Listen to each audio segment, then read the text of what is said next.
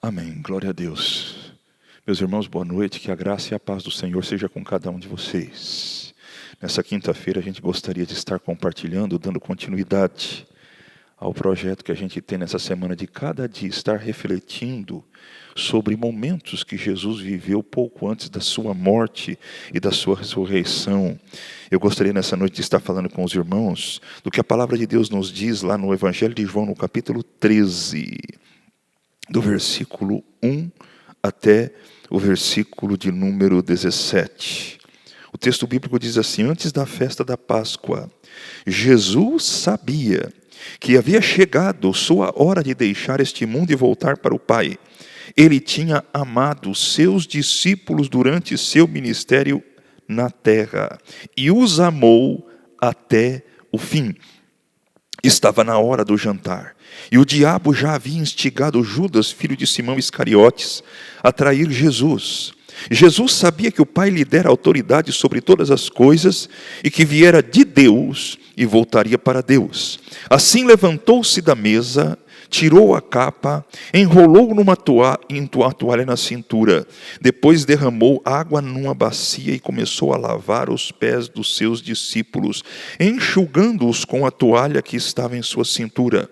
Quando Jesus chegou a Simão Pedro, esse lhe disse: Senhor, vai lavar os meus pés?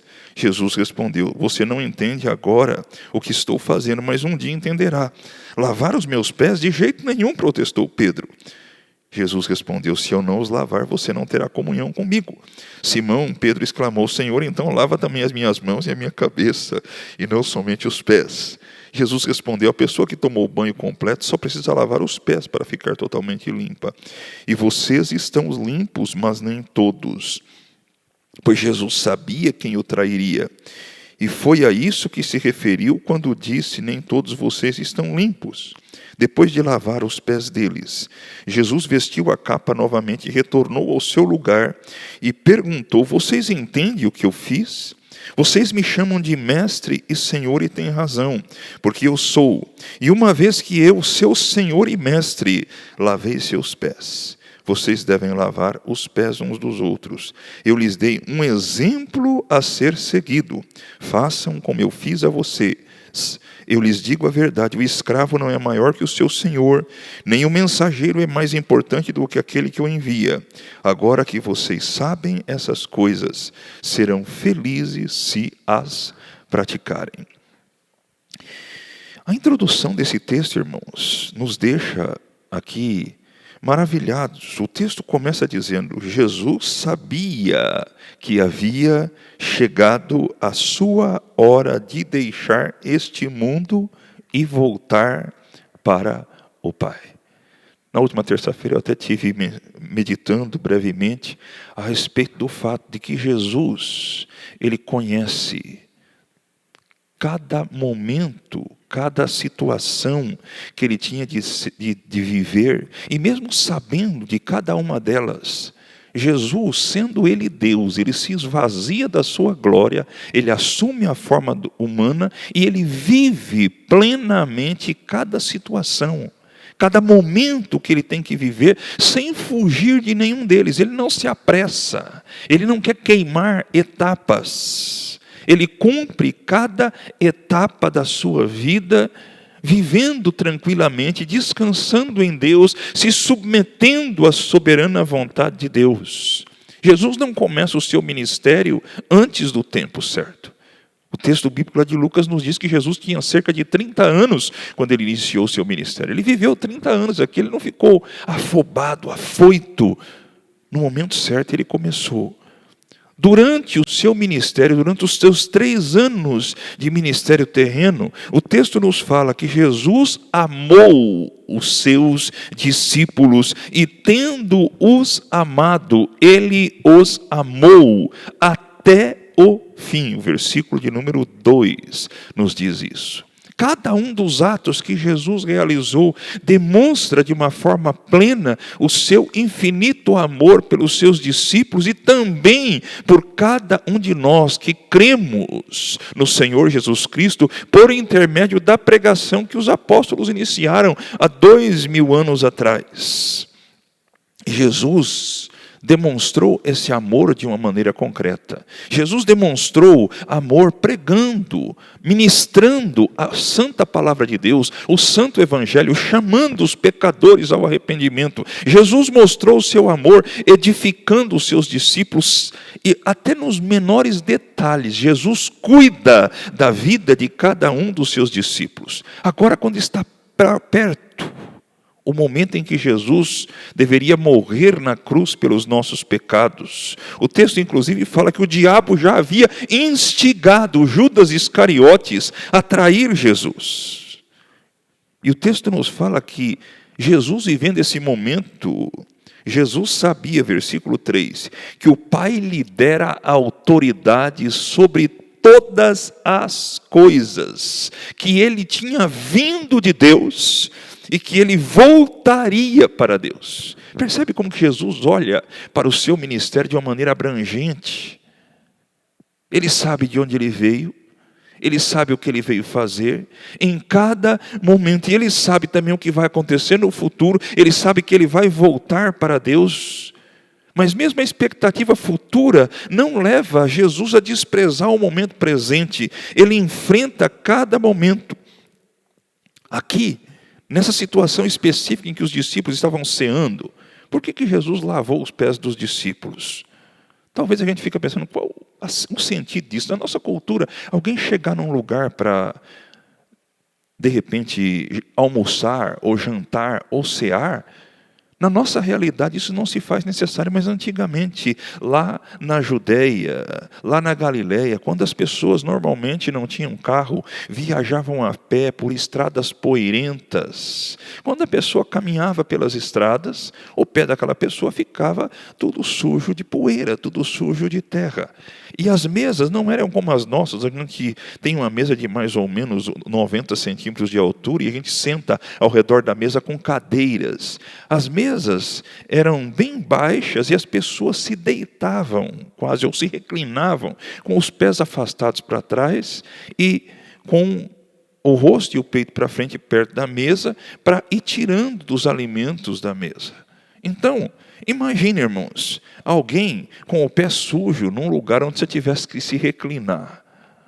Havia um serviço importante, que pode parecer insignificante. O serviço de lavar pés era um serviço que era realizado por escravos. Nenhuma pessoa livre que quisesse manter a sua honra, a sua dignidade dentro dos padrões sociais do ambiente em que Jesus vivia, iria fazer o que Jesus fez. Porque o serviço que Jesus se dispôs a fazer era um serviço de escravo. Mas Jesus, o texto fala aqui, tendo amado os seus que estavam neste mundo, ele os amou até o fim. A ponto de cuidar de uma necessidade dos discípulos, que poderia parecer pequena, poderia parecer insignificante, como lavar os pés.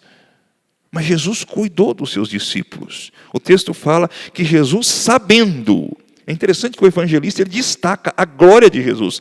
Jesus sabia que o Pai lhe dera autoridade sobre todas as coisas, que ele viera de Deus e que ele voltaria para Deus. Mesmo com toda a sua grandeza, Jesus se despe. Ele assume o lugar de servo. É interessante que é como se Jesus estivesse encenando aqui de uma forma concreta aquilo que Paulo diz lá em Filipenses capítulo 2. Que Cristo, subsistindo em forma de Deus, ele não julgou como usurpação o ser igual a Deus, mas ele a si mesmo se humilhou, assumindo a forma de servo. E aqui ele assume literalmente a forma de servo. E ele foi obediente. Ele passa a lavar os pés de cada um dos seus discípulos, não somente daqueles que ele sabia que eram fiéis, porque ele sabia que havia um traidor no meio deles. E Jesus não usa esse conhecimento futuro que ele tinha da condição de Judas para se eximir de servir até mesmo Judas naquele momento. Jesus serve Judas. Ele até adverte que os discípulos estavam limpos, mas nem todos. E João aqui, ele diz claramente que Jesus, quando ele disse isso, ele estava se referindo ao traidor. Mas Jesus serve. E eu fico pensando, irmãos, na nossa trajetória terrena, todos nós gostamos de realizar coisas que parecem ter importância, que parecem ter significado, ou até que se destacam, que são vistas, que trazem notoriedade. Mas existem coisas que Deus nos chama para realizar, que não trazem notoriedade, que não trazem fama, mas que são importantes, que são demonstrações práticas de obediência, de fidelidade ao Senhor e de serviço àqueles que estão ao nosso redor. Eu fico pensando, por exemplo, numa mãe, quando ela passa uma noite sem dormir para cuidar do seu filho, para amamentá-lo, para trocar fraldas, né? Vamos dizer que a gente pudesse comparar o que Jesus estava fazendo aqui ao trabalho de uma mãe de trocar fraldas. Não é agradável. Quem trabalha de pedicure, né, que cuida do pé das pessoas, né, ela tem que lidar com uma situação que é necessária, mas nem sempre é agradável. Nós também na nossa vida temos situações onde nós precisamos lidar com coisas que muitas vezes não são agradáveis, mas são necessárias, são serviços que Deus nos chama a fazer, mas não a fazer por mera obrigação, mas Deus nos chama a fazer por amor. Jesus, quando ele fez esse serviço, ele fez por amor. O texto começa dizendo: Jesus, tendo amado os seus que estavam neste mundo, ele os amou até o fim. Quando uma mãe amamenta, quando ela troca a fralda, quando ela cozinha, quando ela cuida da casa, e ela faz isso com uma expressão de amor para o seu filho, para a sua família, para o seu esposo, ela está glorificando, ela está agradando a Deus. E Jesus disse aqui, depois que ele fez esse serviço simples, ele diz, depois de lavar os pés, Jesus vestiu a capa novamente. Jesus despiu-se da sua glória, mas ao despir-se da sua glória, ele não deixou de ser quem ele era. Às vezes a gente pensa, se eu for fazer um determinado serviço muito simples, é como se eu deixasse de ser o que eu sou. Meus irmãos, Jesus nos ensina claramente aqui que mesmo quando nós fizermos os serviços mais simples, nós não perdemos aquilo que Deus nos constituiu, assim como Jesus serviu como serviu, com a simplicidade com que ele serviu, e ele não deixou de ser quem ele era, ele continuou sendo o Filho de Deus encarnado, o Deus encarnado, revestido de glória e de majestade. Mas ele soube tanto viver o momento de humildade, o momento de serviço, como também depois de vencer. É interessante que Jesus foi glorificado, irmãos, depois que ele serviu. Depois que ele obedeceu, depois que ele venceu. O prêmio é para o vencedor. Deus nos chama, irmãos, a encararmos as nossas tarefas, mesmo as mais simples, seguindo o exemplo de Jesus, sem perder a perspectiva futura, mas também não fugindo da perspectiva presente. Jesus pergunta para os discípulos: vocês entendem o que eu fiz? Vocês me chamam mestre e senhor, e têm razão, porque eu o sou. E uma vez que eu, seu senhor e mestre, lavei os seus pés, vocês devem lavar os pés uns dos outros. Irmãos, hoje na nossa realidade, na maioria das vezes não vai ser necessário nós lavarmos os pés uns dos outros. Mas existem outros serviços pequenos, que podem parecer sem importância, que são necessários, que nós precisamos fazer. Quantas vezes, irmãos, servir alguém é ouvi-lo com atenção, dar tempo. Quantas vezes servir o nosso irmão é orar por ele.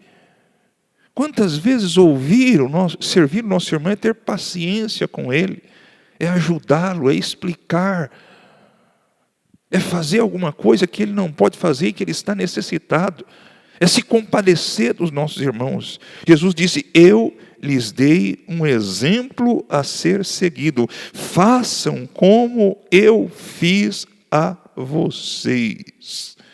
O escravo não é maior do que o seu senhor, nem o mensageiro é mais importante do que aquele que o envia. E Jesus termina esse texto dizendo: agora que vocês sabem essas coisas, serão felizes se as praticarem. Que Deus nos dê essa felicidade, irmãos, de servir com alegria, não por mera obrigação, não por mero fardo, não preocupado se alguém está vendo ou não está vendo. Paulo fala a respeito dos escravos, que eles não deviam servir somente à vista, quando alguém estivesse vendo, visando agradar os homens, mas fazendo a vontade de Deus com alegria. Que Deus nos dê cada dia, ainda nos passos da jornada que nós temos a percorrer nesse mundo, a graça de servi-lo com alegria. Amém? Vamos orar nesse momento? Bendito Deus, nós te agradecemos, porque o Senhor é bom. O Senhor nos dá um exemplo, ó Deus, que nos confronta, nos chama, ó Deus, ao arrependimento, nos leva, ó Deus, a pedir perdão a Ti pelo nosso orgulho, ó Deus, e também a buscarmos a Tua graça para servir-Te com amor, servir aos nossos irmãos com amor, mesmo nas coisas mais pequenas e mais insignificantes que parecem aos nossos olhos. Que o Senhor nos dê a alegria de servir-Te e servir aos nossos irmãos com alegria. Nós oramos no nome de Jesus. Amém.